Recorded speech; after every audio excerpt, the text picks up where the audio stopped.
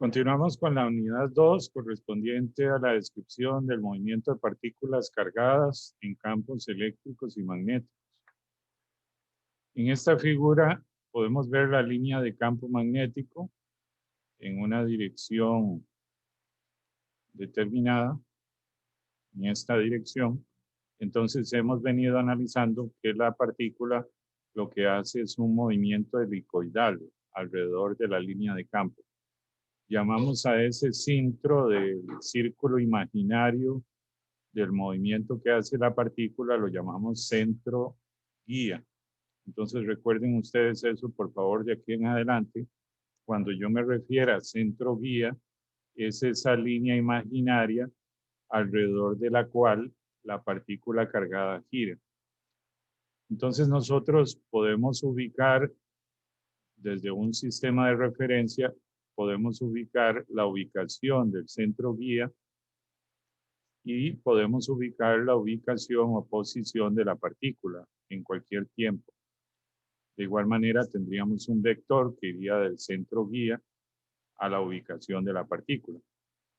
Entonces esta es la forma general de hacerlo y así es como se resuelve, por ejemplo, en códigos de partículas individuales, como uno que les voy a enseñar a lo largo de esta unidad que desarrollamos en el laboratorio de plasmas. Entonces, nosotros en las últimas clases analizábamos la deriva E cruz B, que es esta deriva que está acá. Vimos que esta deriva depende del campo eléctrico y del campo magnético, y es una velocidad de desvío o velocidad deriva que no depende de la carga. Eso quiere decir que hacia donde se desvíen los iones, se desvían los electrones también. Lo que vamos a hacer ahora es multiplicar tanto arriba como abajo por la carga. Observen que aquí multiplico arriba por la carga y multiplico abajo por la carga. Entonces, si notamos, aquí tenemos carga por campo eléctrico. Eso es igual a fuerza eléctrica. Entonces podemos sustituir esa carga por campo eléctrico por fuerza. Y podemos decir a partir de esto que en tanto exista una fuerza, que no necesariamente tiene que ser eléctrica, formando un ángulo con el campo magnético, va a aparecer una velocidad de desvío o de deriva debido a esa fuerza. Entonces, de una manera muy simple, a partir de la deriva de cruz B, podemos generalizar la expresión a una fuerza uniforme en alguna dirección que no sea paralela al campo magnético. Entonces, de aquí en adelante, vamos a seguir usando esta fórmula como una expresión general de la deriva que puede provocar una fuerza uniforme en presencia de un campo magnético. Un ejemplo sería que la fuerza sea el peso. El vector fuerza es masa por aceleración de la gravedad. Entonces lo que hacemos es que sustituimos masa por aceleración justamente aquí, donde está la fuerza. Observen, aquí lo hicimos abajo. Recordemos que G es un vector como tal. Entonces, G siendo un vector es el que se multiplica vectorialmente por el campo magnético. Muy bien. Entonces, la fuerza de gravedad también tiene capacidad de generar una velocidad de desvío o velocidad de deriva. Sí, también tenemos un entorno donde haya un campo magnético. Ahora, recordemos algunas cosas de los cursos de electromagnetismo. La densidad de corriente la definimos como corriente partido de área. Si recordamos los cursos de electromagnetismo, eso es equivalente a decir densidad por carga por la velocidad deriva, entendiendo que la velocidad deriva es esa velocidad media con la que se trasladan, con las que se transportan las cargas en algún conductor. Recordemos que el plasma como tal es un conductor. Pero en el caso del plasma, tenemos dos tipos de densidades de corriente. La densidad de corriente debido a los electrones, que la llamamos J sub E, y la densidad de corriente debido a los iones, que la llamamos J sub I. Entonces, eso se da porque en el plasma como conductor hay dos cargas que tienen movimiento. Los electrones y los iones, ¿no? Entonces, si utilizamos la definición de densidad de corriente, tenemos la densidad por la carga por la velocidad deriva. Pero vean que la velocidad que está derivando, que está desviando las cargas, en este caso, es justamente la velocidad de deriva. Las partículas se están desviando por culpa de esta velocidad. Y algo muy interesante que hago notar aquí, observen que esta velocidad de deriva debido a la gravedad depende de la carga. Por lo tanto, la velocidad de deriva debido a la gravedad para los iones, aquí va a tener un signo positivo. Y para los electrones va a tener un signo negativo. Eso quiere decir que los iones experimentan una velocidad en una dirección de desvío y los electrones experimentan otra velocidad de desvío en la dirección opuesta. Por tanto, entonces vamos a tener los electrones transportándose en una dirección y los iones transportándose en la dirección opuesta. Entonces tenemos densidad de corriente neta, que es la suma de ambas densidades de corriente. Siendo así, y como estamos asumiendo que la densidad de los electrones y de los iones es la misma, entonces cuando decimos aquí densidad la vamos a llamar N, ponemos la carga, que en este caso sería la carga de los electrones. Este menos representa que corresponde a electrones. Eso es la carga elemental, ¿verdad?, del electrón. Y esto que se está sustituyendo aquí no es más que esta expresión, la velocidad de deriva, la velocidad de desvío. Pero para los electrones, entonces sería 1 partido de carga. Claramente la carga es la carga del electrón. Sería masa del electrón, que suele representarse con una m minúscula, multiplicado por el vector aceleración de gravedad cruz campo magnético partido b cuadrado. Entonces, esto que tenemos aquí, voy a ponerlo en rojo para que se relacione. Esto que tenemos aquí es la densidad de corriente debido a los electrones. Ellos tienen una densidad, tienen una carga y tienen una velocidad deriva, velocidad de desvío dada por esto.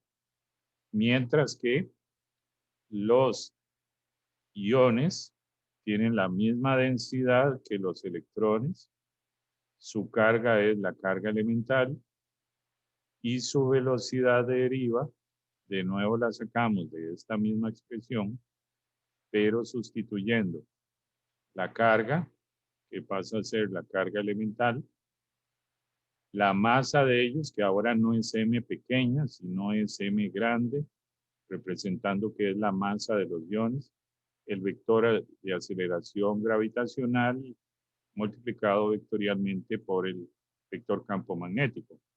Entonces, esto como un todo lo que nos da es la densidad de corriente debido a los iones. La densidad de corriente neta es la suma de ambas densidades de corriente. Si hacemos el análisis, esta carga se va a cancelar con esta carga, de igual manera esta se va a cancelar con esta, y logramos ver que existe en ambas expresiones un factor común que voy a encerrar aquí en verde. Observen que tenemos en ambas el factor común E cruz B partido B cuadrado. Entonces lo colocamos por aquí. Y lo que nos quedaría es la densidad, que es la misma para ambas, y simplemente la suma de la masa pequeña más la masa grande. Entonces, esto como un todo representa la densidad de corriente neta que se obtiene de la suma de las dos. ¿Hacia dónde va a ir la densidad de corriente neta? Hacia donde apunte el vector J cruz B. Y la densidad de corriente, quien contribuye más a la densidad de corriente son los iones, porque justamente son los más másicos. Por eso la M es grande, para recordar que son los más másicos. Entonces, por culpa de que los iones y los electrones derivan en direcciones contrarias, nosotros tenemos, y bien lo demostramos aquí, una densidad de corriente. Vamos a analizar esto de la siguiente manera también. Muy bien, aquí lo que tenemos es, voy a utilizar de nuevo, tenemos el campo magnético. Observen que va hacia adentro de la pantalla. La X que representa que el campo va hacia adentro. Edgardo Hidalgo, adelante.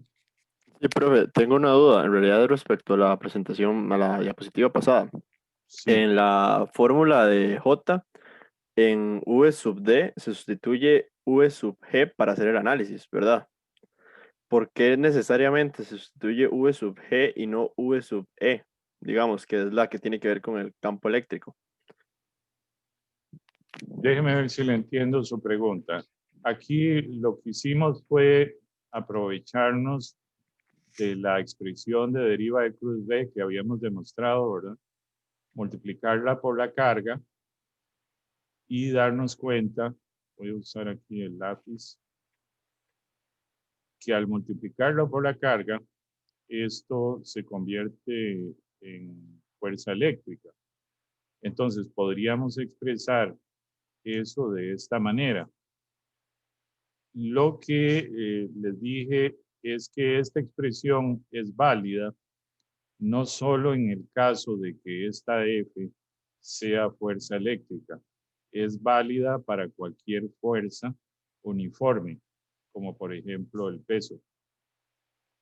Entonces esta expresión la podemos seguir usando para cualquier fuerza uniforme. Cualquier fuerza uniforme.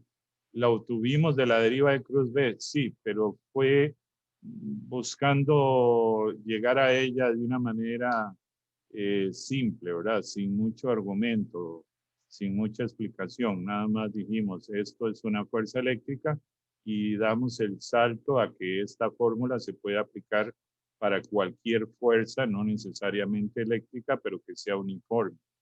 No sé si por ahí iba su pregunta. Acláreme usted, ¿verdad? No, bueno, sí, un poco, pero digamos, es en la densidad de corriente, en la fórmula de J, Ah, en la fórmula de que J. hay una V sub D. Esa V sub D en el análisis se sustituye por, bueno, la velocidad debido a la gravedad, que es respecto a todo el análisis que usted acaba de hacer. Sí. Ahí se podría sustituir también, si uno quisiera, para encontrar una dependencia respecto al campo eléctrico, la V sub E que teníamos originalmente. Ah, ya. Ya le estoy entendiendo. Eh, Eso es una buena pregunta. Eso es una buena pregunta. Si fuera V sub E, si fuera V sub E, la característica que tendríamos es que el J sub E, o sea, la densidad de corriente de los electrones y la densidad de corriente de los iones, tendría una misma dirección.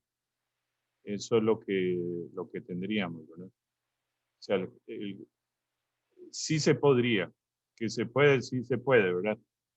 Pero el transporte de ambas cargas iría en la misma dirección. Cuando, cuando van en dirección contraria, como es el caso por la fuerza de gravedad, claramente la separación de carga da origen a que se establezca un campo eléctrico. A diferencia de en el caso de si usted sustituye E cruz B, que ambas cargas irían en la misma dirección. Entonces, no necesariamente tiene que establecerse un campo eléctrico porque ambas cargas van en la misma dirección. Pero en el caso de la fuerza de gravedad, las cargas van en direcciones opuestas. Entonces se establece en medio de ellas un campo eléctrico. Respondiendo a su pregunta, sí se puede. Sí, sí se puede. J sub B y J sub I irían en la misma dirección. Sí, Muchas gracias, profe. con mucho gusto. Entonces, presten mucha atención a esto porque estas son de las figuras que es importante entender para ir asimilando todo este tema. Les decía que el campo magnético apunta hacia adentro del monitor y observen la fuerza de gravedad aquí, apuntando hacia abajo. Entonces, ya podemos adelantarnos, como definimos ahora, que la velocidad de deriva debido a la gravedad apuntará hacia donde apunte G cruz B. Entonces, si ustedes con su mano derecha hacen G, apuntan sus dedos hacia G y los mueven hacia B, el dedo gordo les tiene que quedar en la dirección de X positivo. Esa sería la velocidad de deriva que experimentaría una carga positiva. Una carga positiva se va a desviar hacia donde apunte el vector G cruz B. De nuevo, si usted pone los dedos en la dirección de G y los mueve hacia B, que va hacia adentro, le queda el dedo gordo para allá. Entonces, observen aquí esta carga positiva, cómo se está yendo hacia la derecha, justamente por esta velocidad de deriva o velocidad de desvío. Ahora, ¿qué pasa con una carga negativa?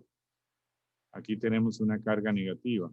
Observen que si nos vamos a la fórmula, ya ahora esta Q ya tenemos que ponerla como menos C. Entonces aquí nos sale un menos. Eso nos lleva a que ahora la velocidad de deriva para los electrones es opuesta a la velocidad de deriva de los iones. Y entonces este electrón, lo que nos está diciendo esta fórmula, es que se va a venir para acá.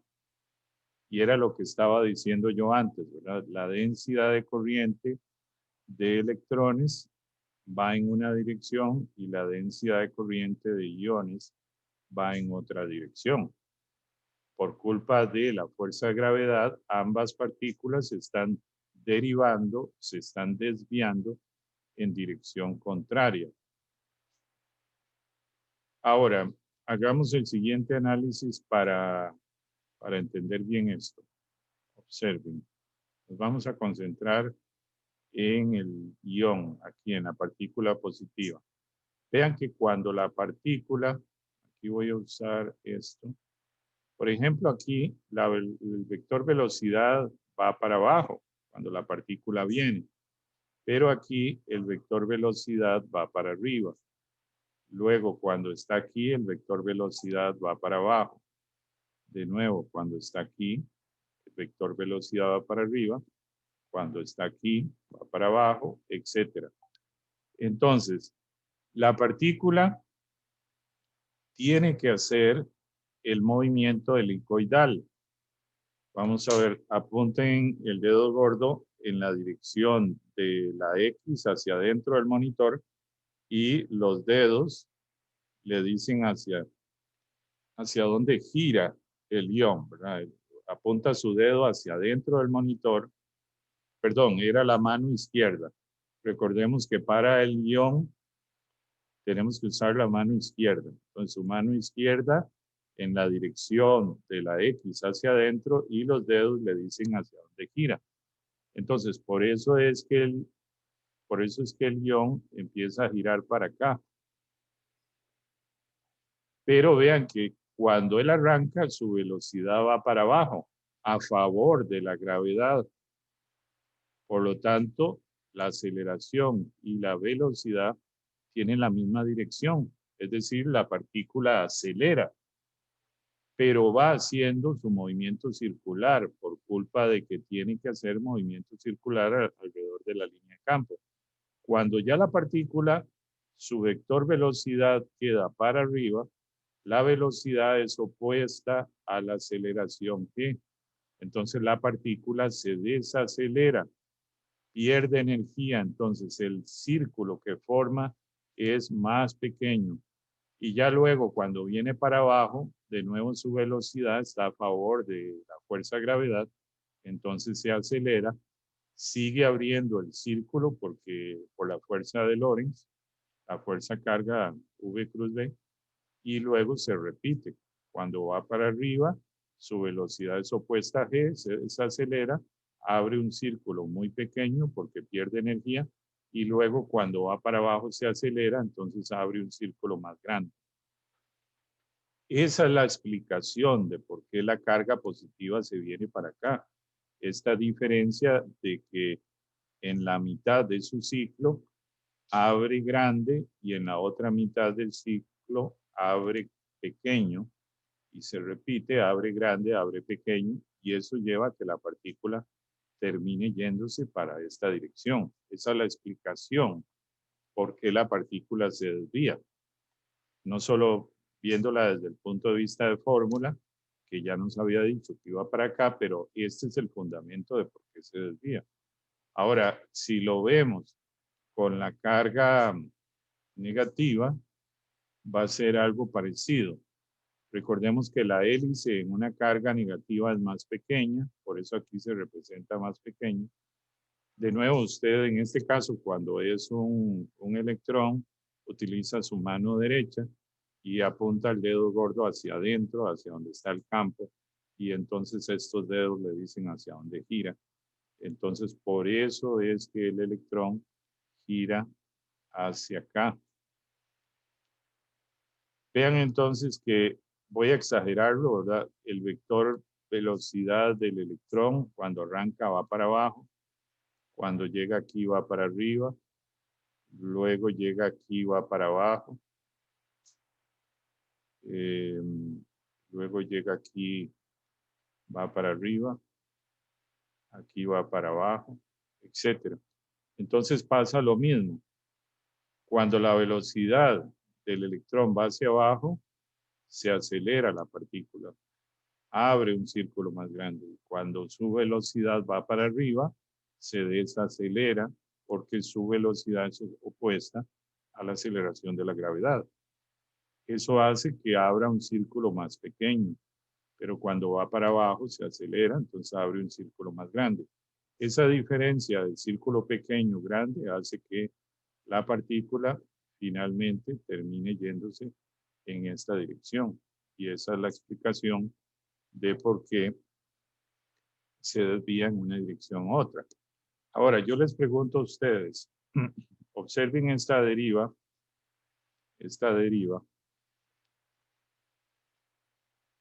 depende de la carga. Esta deriva depende de la carga. Entonces, eso lleva a que definitivamente, como los electrones son negativos, esta velocidad pasaría a ser negativa y los iones son positivos, esta velocidad sea positiva. Entonces, definitivamente en este caso los electrones y los iones derivan en sentido contrario. No es así el caso de lo que vimos si nos devolvemos un momento a la deriva de cruz B. Como esta fórmula de la deriva de cruz B no depende de la carga, tanto los iones como los electrones van a derivar en la misma dirección. Van a derivar en la misma dirección. Les dejo como ejercicio que ustedes hagan el análisis conceptual vía dibujo de que se convenzan de que definitivamente la partícula va, y aquí me voy a devolver para dejarles esa inquietud. Lo que les pediría que hagan es que aprovechando esta figura, analicen por qué tanto el ion como el electrón se desvían en la misma dirección.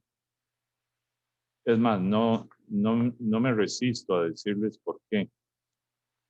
Y se los voy a medio decir para que lo entiendan.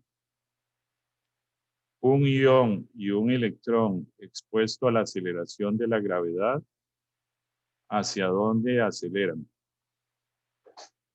Su aceleración va a depender de su carga. Respuesta, no. Un ion va a acelerar hacia donde apunte la fuerza, la aceleración de gravedad. Y un electrón va a acelerar hacia donde apunte la aceleración de la gravedad. Entonces los dos van a acelerar en la misma dirección. Pero no es así el caso con un campo eléctrico.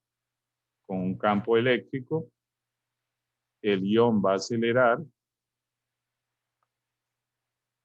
cuando su velocidad esté en la dirección del campo eléctrico, mientras que un electrón va a acelerar cuando su velocidad sea opuesta al campo eléctrico. Entonces vean que el campo eléctrico acelera los electrones en una dirección contraria a la cual ese campo eléctrico acelera los iones.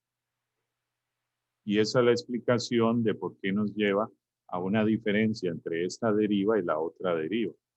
Porque la fuerza de gravedad va a acelerar ambas cargas en la misma dirección de la aceleración de gravedad. El campo gravitacional va a acelerar tanto cargas positivas como negativas en la misma dirección. No es así el caso de del campo eléctrico, porque acelera a una carga positiva en una dirección y a una carga negativa en otra dirección. Entonces eso lleva a la diferencia. Pero les dejo eso como para que ustedes se sienten a analizar más este dibujo, para que entiendan bien esa parte. Pero es muy importante comprender eso desde el punto de vista conceptual. Yo diría que es más importante entender bien los conceptos que entender bien toda la matemática. Muy bien. Entonces, si usted se pregunta hacia dónde va la densidad de corriente neta, en este caso, la densidad de corriente neta irá hacia donde apunte J cruz D. Y si usted hace con mano derecha, perdón, J no, G cruz D. Si usted hace G cruz D, le va a quedar para acá. Entonces, la densidad de corriente apunta para acá, a la densidad de corriente neta.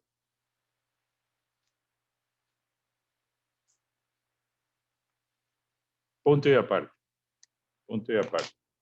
Ahora vamos a analizar el escenario de que el campo magnético cambie con la posición. ¿Qué es lo que hemos hecho hasta el momento? Analizar qué pasa con una partícula cargada si está expuesta solo a un campo magnético constante. Luego dijimos, agreguémosle un campo eléctrico constante. Y en eso fue lo que acabamos de cerrar. Aparecía la deriva de cruz B, etc.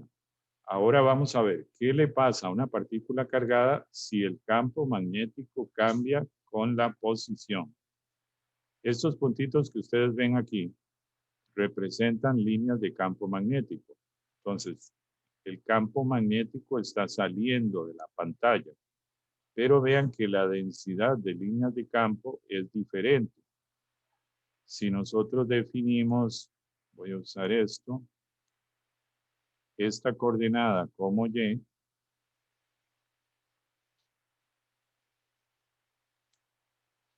decimos que esto es Y, observen que en esta posición Y apenas hay 2. Subo en Y y me encuentro 3. Subo en Y y me encuentro 4. Y subo más en Y y me encuentro 6. Entonces, la densidad de líneas de campo se va incrementando conforme yo avanzo en Y. Eso se conoce como gradiente de campo magnético. cuando el campo magnético cambia con alguna coordenada, en este caso Y, podría también cambiar con X y con Z, decimos que tiene un gradiente de campo y este vector gradiente de campo se representa de esta manera, como nabla B. Aquí el vector es el operador nabla. Entonces, la dirección del gradiente de campo siempre estará en la dirección donde se incremente el campo, la dirección donde el campo se haga más intenso. Vean esta figura, les voy a explicar qué es. Piense por un momento que usted tiene un toroide y usted le puso bobinas planas. Esto que está aquí, representado esto, es la vista superior de una bobina. Usted está viendo el toroide desde arriba y esto que está aquí son bobinas puestas en el toroide. Entonces, si usted pudiera medir el campo magnético que genera esta bobina aquí en la posición 1 y luego lo mide aquí en esta que lo vamos a llamar posición 2. El campo magnético va a ser mayor en la posición 1 que en la posición 2. Voy a escoger una posición un poquito mejor, por ejemplo esta, que no sea directamente en una bobina, sino en medio de bobinas. Entonces, insisto, esta posición de aquí la voy a llamar 1 y esta posición de aquí la voy a llamar 2. Entonces, la pregunta que les hago es, ¿dónde el campo magnético será más intenso? ¿En 1 o en 2?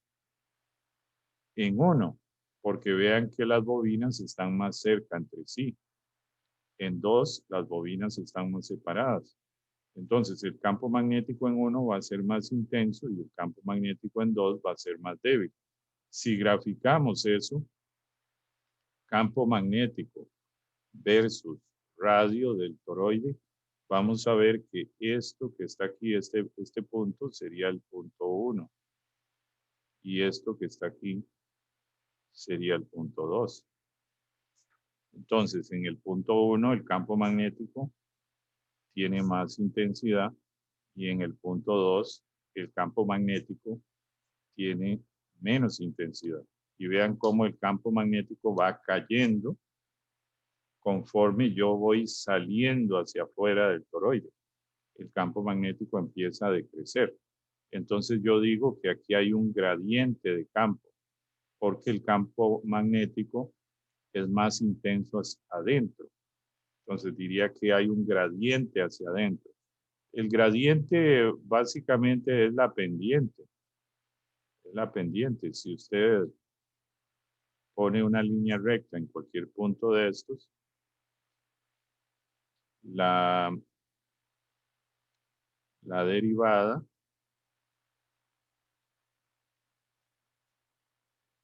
del campo magnético respecto al radio es lo que yo llamo el gradiente. Entonces, en tanto esta pendiente sea mayor, el gradiente será mayor. Y esto es lo que representamos como nabla B, vector. Desde luego va a depender de en qué coordenadas lo estemos representando. Aquí abajo pueden ver el operador gradiente representado en coordenadas cartesianas. Entonces yo tengo la componente a lo largo de X, el gradiente, la componente a lo largo de Y la componente a lo largo de Z. Entonces vean que el gradiente de campo magnético tiene una componente en X que no es más que el cambio del campo magnético en X, una componente en Y que es el cambio del campo magnético en y una componente en Z que es el cambio del campo magnético en Z. Y eso como un todo es el gradiente de campo en coordenadas cartesianas. Así podríamos ponerlo el gradiente de campo en coordenadas cilíndricas, en coordenadas esféricas, etc. Pero en este caso lo estoy anotando en coordenadas cartesianas.